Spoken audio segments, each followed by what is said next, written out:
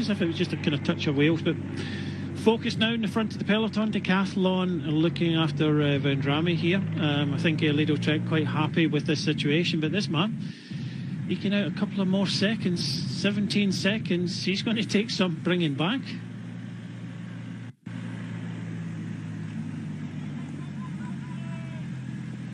Now, what a story this would be. Just under 5 kilometres remain, and Pepijn Reindering, the young man from the Netherlands, who rides for the team across the border, so famous for hunting classics, is going stage hunting here. Yesterday he was in the breakaway. Today he was in the breakaway. And now he's on the attack. 15 seconds, and look at this ferocious chase behind.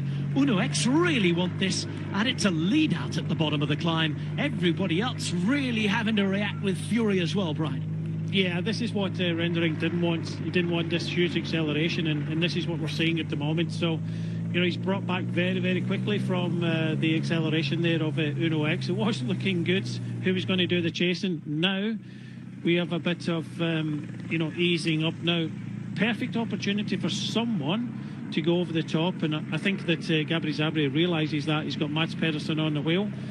Doesn't look as if we're going to see anything over the top of this last drag, because the first time up here Hagen Wentz was able to hold off the peloton, but nobody taking the advantage here over the top of this small climb. Pithy's hanging on well for Groupama. He has Kevin Junietz with him as well. Ana Yusso is there or thereabouts, and here he goes. Oh, this is where it gets interesting as well, because we know that they have been strong. He is in the team. Here she's been going for the bonuses, but we know the power he has, the reputation he has, and with 4 kilometres to go, Juan Ayuso has gone on the attack. Yeah, it was a perfect timing there when everybody was kind of on the rack, but he's not got huge advantage, and Lido Trek with Gabri Zabi just kind of closing this one down. Barry and Victorious couldn't follow. Just goes to show you how hard an effort it was by Ayuso, but he's only got about kind of 10-15 metres now, and it doesn't look as if he's going to hold the peloton off now. Little gaps approaching to start to appear at the back of the shot at the base of your picture. Things along here and trying to make things difficult. That was here huge. She's just a little further behind. Yeah, that was huge by Gabri Zabi. He did that pretty much on his own. He's got Tiberi on the wheel, but that was a big effort, and he realised they had to... Oh, and another crash. Another crash. It's the rider from Decathlon who's been taken down. Could beat Vendrame, who they were kind of working for, but Gabri Zabi is still propped on the front here. 2.3 kilometres ago, they still have Mats Pedersen there, but just when that happens, just a little bit looking behind, touch of the wheel in front, a bit of movement, and, you know, day over. But Lido Trek still looking good for this one with Mats Pedersen.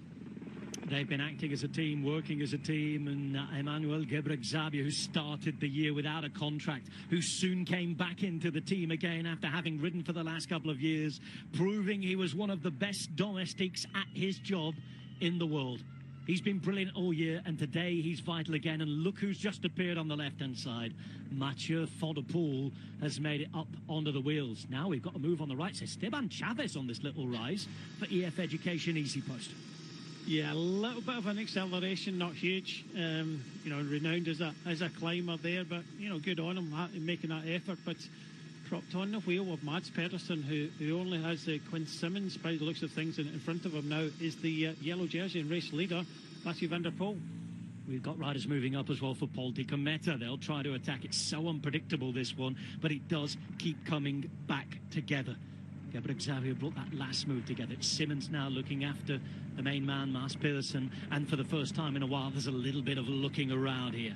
Mathieu van der Poel starts and stays now right on the wheel of Pedersen, and on his wheel, it's Lawrence Pithy, who has that number 52 on his back, with 144 on his back, moving up on the right-hand side. That's Mirko Maestri. Just behind him, looking after his teammate, Davide Piganzoli and Davide Bais. You're looking in the centre for Serrano from that team as well. And now Kirsch is going to make his way up on the right-hand side as they go under 1 kilometre to go. And he's going to be there to try and perform the lead-out for Mads Pedersen. Just on the wheel of Kirsch right now as the teammate moves up. It's a little bit of elbow and even shoulder stuff from Van der Poel to the left-hand side. You can see being boxed down, also leaning to the left there in the blue jersey. That's Christophe Laporte trying to keep his position up there. Robin Froidevaux is there on the right-hand side in the black jersey, the former Swiss national champion too. Movistar with Milesi moving up. On the left, it's Gonzalo Serrano who's there as well. Here now goes Alex Kirsch as we're into the final few hundred metres. On the wheel and ready to go. You can see that the main man, Mads Pedersen's there. Fred Wright's on the left-hand side. Having to break on the right is Anthony Turgis. And here goes Mads Pedersen now. It's Pedersen for Lidl Trek through the centre. On his wheel is Mathieu Van der Poel is trying to come around. It's Pedersen going all the way. Van der Poel is in the wheel. He stays there at the minute and can't get round. Froidevaux's there. It's Pedersen through the centre. It's Mads Pedersen who wins. Mathieu Van der Poel and Romain Froidevaux who are up there as well. And it was a try from Laporte, but it was not good enough to go in the end. It was the long lead out from just over the top of the hill from Gebrselassie. Then it was Simmons. Then came Kirsch, and the main man finished it off. They were quiet all day long, but in the end, they shouted the loudest. It's Lidl Trek who win, and Mads Pedersen, on the day they lost their leader, Skjelmose, brings delight to the team.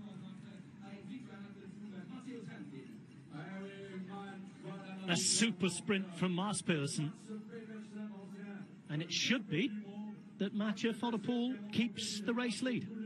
Yeah, definitely. Well, strong sprint as expected from Mads Pedersen. Just watch Mathieu Van der Poel in this. He does challenge. He has to challenge. Just look at him. He moves out into the wind here. Not for long. Pop back in again. That just shows you how strong Mads Pedersen. When he gets into that position, leading out, Van der Poel tries again, and it's sit down. No, he just doesn't have the legs to come round him anymore. And Froidevaux, as you say, up there in the black, taking third place there for Tudor Pro Cycling. But we see this.